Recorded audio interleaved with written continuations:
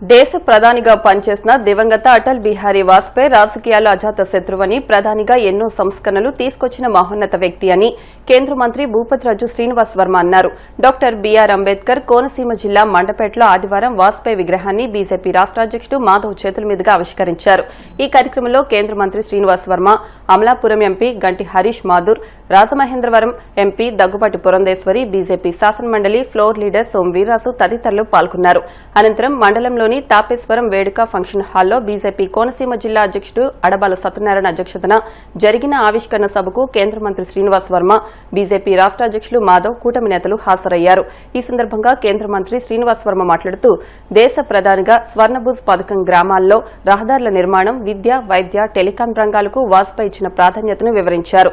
దేశ సమగ్ర అభివృద్దికి అనేక సంస్కరణలు తీసుకొచ్చారని గుర్తు చేశారు.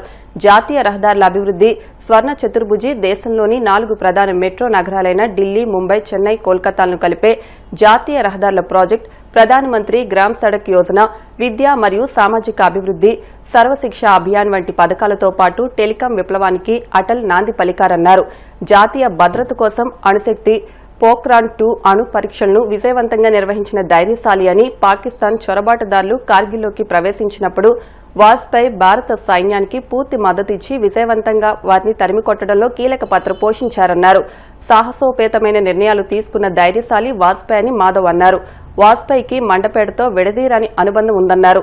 మండపేటకు 1983లో వాజ్పేయి వచ్చినప్పుడు బీజేపీ సీనియర్ నాయకుడు వల్లూరి పార్థసారథి ఇంట ఆతిథ్యం స్వీకరించారనే విషయాన్ని మాధవ్ గుర్తు చేశారు. మండపేటలో బీజేపీ నేతలు ఏర్పాటు చేసిన వాజ్పేయి విగ్రహం రాష్ట్రంలోని తొలి విగ్రహమని, ఇక్కడ బీజేపీ శ్రేణుల స్ఫూర్తితో రాష్ట్రంలో అన్ని జిల్లా కేంద్రాల్లో విగ్రహాలు ఏర్పాటు చేస్తామని తెలిపారు. రాష్ట్ర వ్యాప్తంగా వాజ్పేయి శత జయంతి వేడుకలు ఘనంగా నిర్వహిస్తామన్నారు.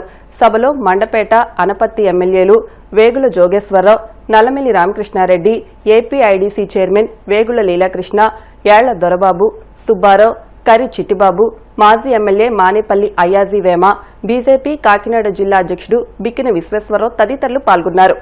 ఇవాళ మనం భారతీయ జనతా పార్టీలో పనిచేస్తున్నాం అంటే మనందరికీ స్ఫూర్తినిచ్చినటువంటి నాయకుడు అటల్ బిహారీ వాజ్పేయి గారు అన్న ఏమాత్రం కూడా సందేహం. అటువంటి వ్యక్తి యొక్క విగ్రహాన్ని నెలకొల్పాలని ఆలోచన చేసి ఆర్థికంగా భారమైనప్పటికీ కూడా కొంతమంది పెద్దల సహకారంతో ఈ రకమైనటువంటి కార్యక్రమాన్ని భుజాన్ని వేసుకుని పూర్తి చేసినటువంటి వ్యక్తి ఎవరైతే ఉన్నారో సాయిరామ్ గారిని, వారి బృందాన్ని ముందుగా అభినందిస్తూ ఉన్నాను. చాలా ప్రత్యేకమైనటువంటి అభినందనలు. ఎందుకంటే మీరు తీసుకున్నటువంటి నిర్ణయం ఆధారంగా ఇవాళ వాజ్పేయి గారి యొక్క శత జయంతి సంవత్సరం సందర్భంగా ఏదైతే మండపేటలో విగ్రహాన్ని ఏర్పాటు చేయాలనేటువంటి ఆలోచన ఆధారంగా రాష్ట్ర భారతీయ జనతా పార్టీ కూడా ఆలోచన చేసి రాష్ట్ర వ్యాప్తంగా కూడా ఒక ర్యాలీ నిర్వహించి అటల్జీ సందేశ్ మోదీ సిద్ధి యాత్ర పేరుతో రాష్ట్రంలో ఉన్నటువంటి అన్ని జిల్లాల ప్రధాన కేంద్రంలో అటల్ బిహారీ వాజ్పేయి గారి యొక్క కాంస్య విగ్రహాన్ని ఏర్పాటు చేయాలనేటువంటి నిర్ణయం తీసుకున్నాం. ఈ నిర్ణయానికి కారణం ఏంటి అంటే, స్ఫూర్తి ఏమిటంటే మండపేటలో మీరు ఏర్పాటు చేసినటువంటి విగ్రహం అని చెప్పడానికి సందర్భంగా ప్రపంచంలో కూడా ఉత్తమ విదేశాంగ విధానాన్ని అమలించినటువంటి వ్యక్తిగా అటల్ బిహారీ వాజ్పేయి గారు ప్రశంసించబడ్డారనేటువంటి విషయాన్ని సందర్భంలో. ఆ తర్వాత కాలంలో 80లో భారతీయ జనతా పార్టీ ఏర్పడినప్పుడు భారతీయ జనతా పార్టీకి మొట్టమొదటి అధ్యక్షుడిగా పనిచేసినటువంటి వ్యక్తి, జనసంఘ అధ్యక్షుడిగా, ఆ తర్వాత కాలంలో భారతీయ జనతా పార్టీ కూడా అధ్యక్షుడిగా పనిచేసినటువంటి వ్యక్తి అటల్ బిహారీ వాజ్పేయి గారు. ఆ తర్వాత భారత ప్రధానమంత్రిగా బాధ్యతలు స్వీకరించినటువంటి సందర్భం 96లో మొట్టమొదటిసారి ప్రధానమంత్రి అయినప్పుడు 13 రోజులకే పదవిని కోల్పోయినటువంటి సందర్భం. ఆ తర్వాత 98లో 13 నెలల 13 రోజుల పాటు ప్రధానమంత్రిగా కొనసాగారు. 99లో ఎన్నికయ్యి 5 సంవత్సరాల పాటు ప్రధానమంత్రిగా కొనసాగినటువంటి వ్యక్తి. అంతేకాదు ఏదైతే 98లో 13 నెలల 13 రోజుల పాటు ప్రధానమంత్రిగా స్వీకరించి పార్లమెంట్లో బల పరీక్ష ఎదుర్కోవలసినటువంటి సందర్భం వచ్చినప్పుడు ఒకే ఒక్క ఓటు తక్కువైనటువంటి సందర్భంలో ఒక్క ఓటుతో ప్రధానమంత్రి పదవిని తృణప్రాయంగా త్యజించినటువంటి వ్యక్తి ఎవరైనా ఉన్నాడంటే ప్రపంచంలో అటల్ బిహారీ వాజ్పేయి గారు అనేటువంటి విషయాన్ని మనం గౌరవం. ఆ ఒక్క ఓటు సంపాదించడానికి అనేక మార్గాలు ఉన్నాయి. ఆ ఒక్క ఓటుని సమకూర్చుకుని ప్రధానమంత్రిగా కొనసాగడానికి అవకాశాలు ఉన్నాయి.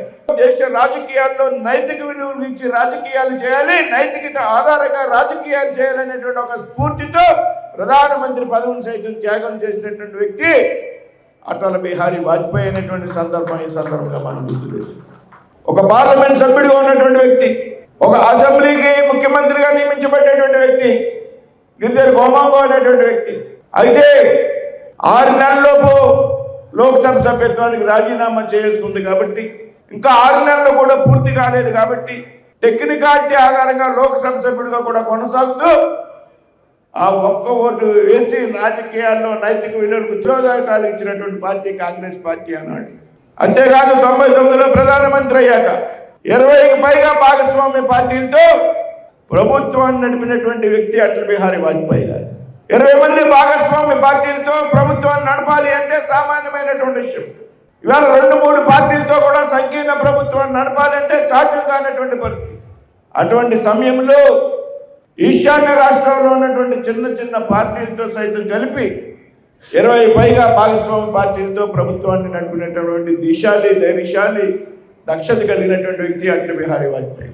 అటువంటి సమయంలో ఆయన తీసుకున్నటువంటి కఠినమైనటువంటి నిర్ణయాలు, ఇందాక మిత్రులు మాధవ్ గారు చెప్పినట్టు ఏదైతే ప్రోగ్రాంలో అణుపరీక్షలు జరిపినటువంటి సందర్భం, ప్రపంచంలో అగ్రరాజ్యాలన్నీ భారతదేశాన్ని హెచ్చరించాయి, మీరు అణుపరీక్షలు జరిపితే మీకు పెద్ద ఎత్తున ఆంక్షలు విధిస్తాం అని హెచ్చరికలు ఈ ప్రపంచంలో ఉన్నటువంటి అగ్రరాజ్యాలు చేసినప్పటికీ వాటన్నిటిని కూడా పక్కన పెట్టి ప్రోగ్రాంలో అణుపరీక్షలు నిర్వహించినటువంటి వ్యక్తి అటల్ బిహారీ వాజ్పేయి గారు.